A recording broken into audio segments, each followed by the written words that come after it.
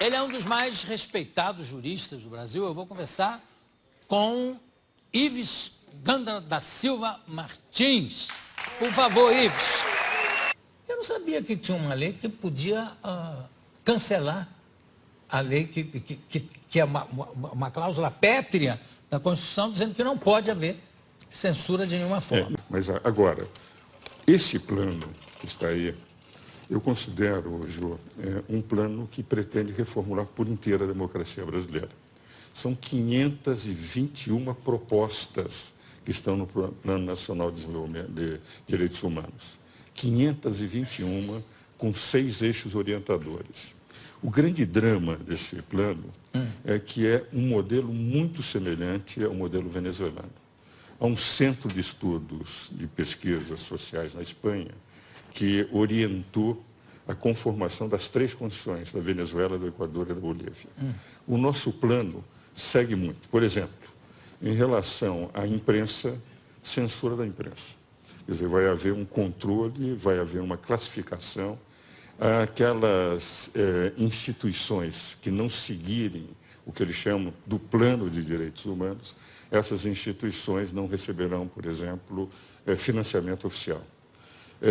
Na educação. É só pouco que o Bush fez em relação à pesquisa com células-tronco, né? Quer dizer, podia fazer, mas não receberia nenhum auxílio oficial.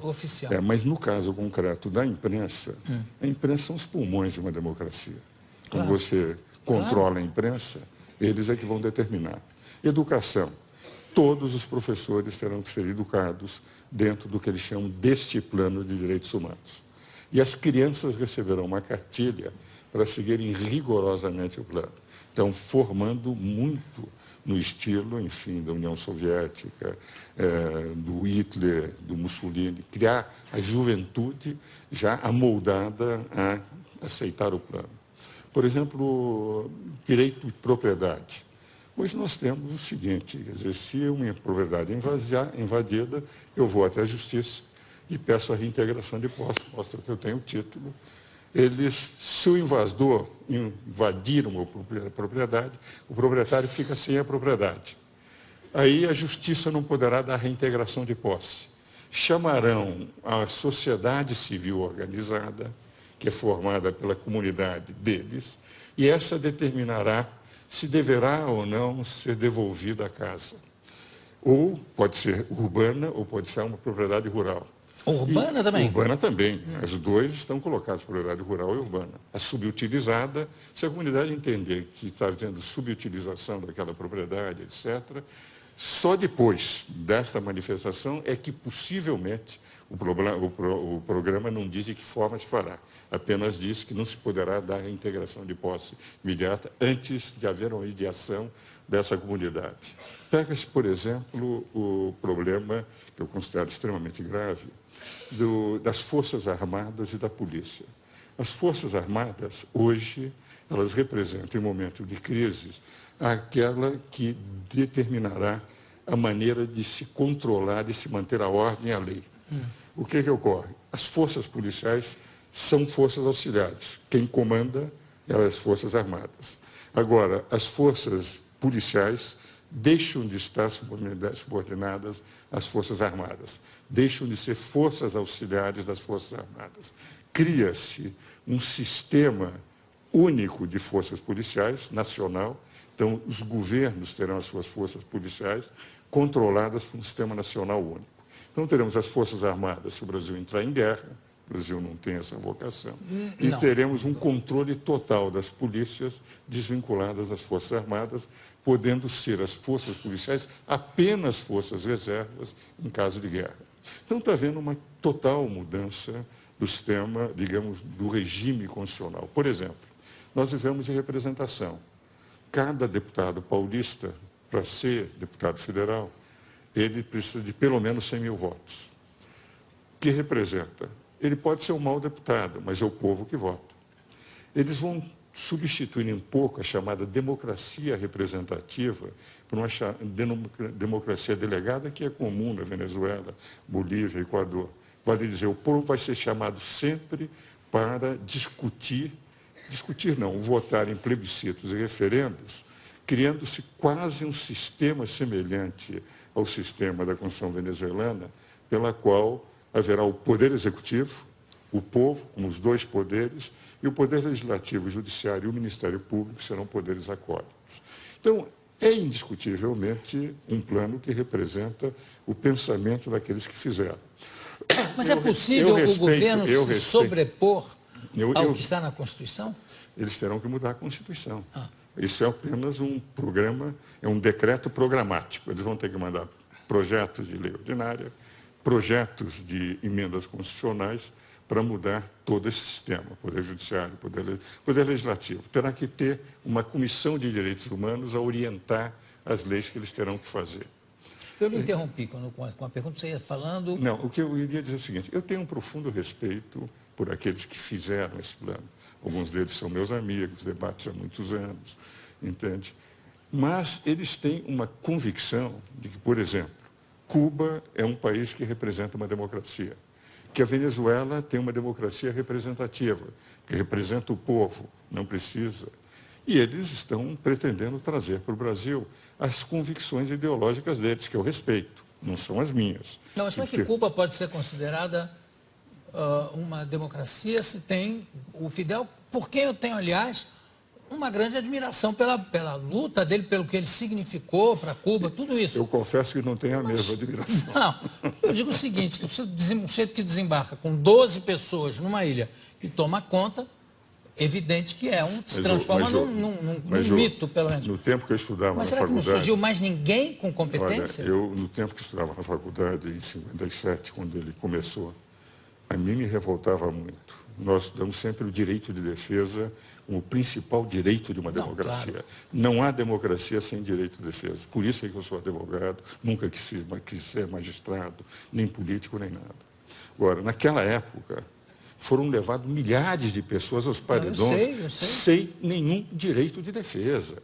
Eu nunca perdoo alguém que matou sem ter permitido que as pessoas se defendessem. Isso é um genocida. Então, podem admirar o Fidel Castro, mas eu, que sempre vivi defendendo o direito de defesa, que estudava na faculdade, lia todo dia nos jornais, primeira página na época, eram os paredões, ao ponto de nós chamarmos Fidel Paredão Castro, eu não posso admitir. Agora, eu não estou falando nem do sistema, nem do modus operandi do sistema, eu estou falando a figura dele, o carisma que ele tem, eu entendo. Carisma ele tem, indiscutivelmente, como excepcional. O Che Guevara excepcional, também. Excepcional.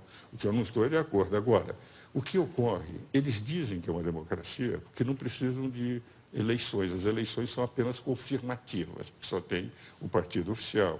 Porque diz que o povo está contente com o que eles fazem. Se nós analisarmos, todos os que têm defendido a Venezuela, o Equador, a Bolívia, esses regimes bolivarianos, e realmente também a Nicarágua e Cuba, que é uma ditadura, ao meu ver, eles estão convencidos que isso é o melhor para o Brasil. Se nós pegarmos o plano diz o seguinte, nesses 20 anos, nós tivemos a onda neoliberal do Brasil.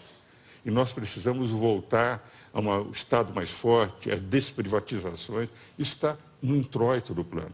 Ora, eu acho que esses 20 anos foram os grandes anos de o Brasil saltar de um país relativamente desconhecido, de grande extensão territorial, para ter hoje uma participação no cenário mundial. Porque, como é que eu posso dizer que esses 20 anos são um fracasso e que nós precisamos voltar às estradas? Não, nesses 20 anos, os governos do presidente Lula. Claro, e Lula, vou dizer o seguinte, os primeiros 7 anos do presidente Lula, ele teve uma participação internacional fantástica. Eu tenho a impressão que o Lula, ele fez um erro a partir do episódio de Honduras. Porque eu tinha certeza que este ano ele seria indicado para o Prêmio Nobel da Paz. Porque os 7 primeiros anos de atuação do Lula no cenário internacional, ao ponto Obama dizer ele é o cara, teve um benefício indireto, o próprio Obama, mas para ele foi... Agora, no momento que em Honduras ele começou a atacar uma deposição absolutamente constitucional do Zelaya, porque ele queria algo que é uma cláusula pétrea que não poderia, e que o artigo 239 da Constituição hondurenha diz que todo aquele que pretender a reeleição será imediatamente afastado de qualquer posição que tenha dentro do governo. Basta dizer que um dos maiores juristas brasileiros, que é do PT, foi secretário do PT, que é Dalmo Dallari, escreveu um artigo na Folha dizendo realmente foi constitucional a deposição do Zelaya. Ele começou a defender e não aceitou as eleições que foram livres. As eleições foram vigiadas pela comunidade internacional. E aceita o governo cubano, aceita todas as estrepulias, as estrionices do Chávez, o que representa, vai em contato com as eleições fraudadas do Irã. Quer dizer, na prática, eu creio que o Lula, que fez um papel excepcional durante os primeiros 7 anos, sendo uma surpresa para o mundo inteiro, está desfigurando um pouco a sua imagem em relação à Venezuela, Cuba, Irã, etc. E o que é pior, entende? Ao ter assinado esse plano. Porque esse plano representa, se viesse aprovado, eu tenho a impressão que não seria nunca uma reformulação completa, Jô, completa de toda a Constituição. da Constituição. 521 proposições, 521 mudanças eles pretendem no sistema constitucional brasileiro. Eu queria abrir, eu sei que tem inclusive alunos de direito aqui hoje também, não tem? Tem? Eu queria abrir para perguntas ao doutor Ives, se alguém tem alguma pergunta à disposição específica. Pois não? Bom, com relação ao projeto, mais especificamente na parte da censura, queria perguntar para o senhor o que o senhor acha pior? Se é uma censura escancarada, como acontece na Venezuela, e que propõe, assim, de certa maneira, o projeto, ou uma censura velada, como acontece também em outros países, também no Brasil, em que a imprensa dita a realidade de acordo com a opinião de certos grupos? Não, a censura que eles estão pretendendo é muito mais grave, é semelhante àquela da Venezuela. Porque qual é o capítulo da imprensa? Haverá um órgão que vai definir e fazer a classificação dos artigos. O que vale dizer, o jornalista, conforme o tipo de exposição que fizer, ele vai ser catalogado. Os veículos, os jornais, terão também a sua catalogação para poder ou não receber. E no que concerne à rádio e televisão, como é uma concessão pública, eles poderão, inclusive, cancelar. Então, nós teremos um conselho que irá dizendo o que é que se poderá ou não dizer nos jornais, representando, portanto, uma censura efetiva, sob a alegação de que estão, com isto, valorizando a Constituição, não permitindo abusos da imprensa. Ora, quem pode atacar os abusos da imprensa é o Poder Judiciário. Sempre que a imprensa abusa, entram as pessoas com ações de indenizações por danos morais ou danos patrimoniais e tem ganho. Há muitos jornais que têm sofrido isso. Então, nós já temos os mecanismos de censura. Agora, eu me lembro, no tempo da exceção, em que eu era conselheiro da Ordem, nós, conselheiros, éramos os únicos que falávamos. E os jornais, quando tinham matérias contrárias ao regime anterior, você se lembra, publicavam poemas de Camões, receitas. Ora, nós não teremos isso. As matérias serão proibidas de serem publicadas. Então, haverá efetivamente uma censura da imprensa escrita e, possivelmente, o corte, como acontece na Venezuela, dos canais de televisão e de rádio que forem contrários. Se lerem o capítulo referente à comunicação social, é extremamente perigoso, porque nós vamos perder os pulmões da sociedade que representam a imprensa. Mais alguém? Aqui? Pois não? Eu gostaria de saber se a população brasileira vai poder opinar de alguma forma, porque isso vai interferir de algum jeito na nossa vida. Como no caso teve o plebiscito contra o desarmamento, isso, queria saber se a população vai ter como opinar de algum jeito. Certo. Veja o seguinte, a forma como eles puseram o plano é um plano com 25 diretrizes, 6 eixos orientadores e 521 proposições. Disseram eles, no introito, que eles discutiram com 14 mil pessoas no Brasil inteiro e diversas instituições. Com todas as instituições que eu falei, que eu conheço, nenhuma delas foi consultada. Então, são instituições de pessoas vinculadas à ideia do plano. Eu mesmo disse para uma dessas pessoas vinculadas a eles o seguinte: 14 mil não representam 190 milhões de brasileiros. Um deputado em São Paulo, para ser eleito, precisa de 100 mil votos. para ser 1/70 dos deputados que representam São Paulo no Congresso Nacional. 100 mil. Eles consultaram 14 mil, em nome de 14 mil estão falando por 190 milhões de brasileiros. Agora, esse projeto vai ter que ser enviado ao Congresso Nacional. Os diversos projetos de lei e as diversas emendas constitucionais. Criar uma justiça comunitária, uma justiça restaurativa antes da justiça comum, é evidente que é uma mudança monumental no capítulo do Poder Judiciário na Constituição. A sensação que eu tenho, entende, é que este ano não haverá possibilidade de eles levarem o plano a ser aprovado. Aliás, nenhum deputado iria correr o risco, de repente, estar indo contra a vontade popular.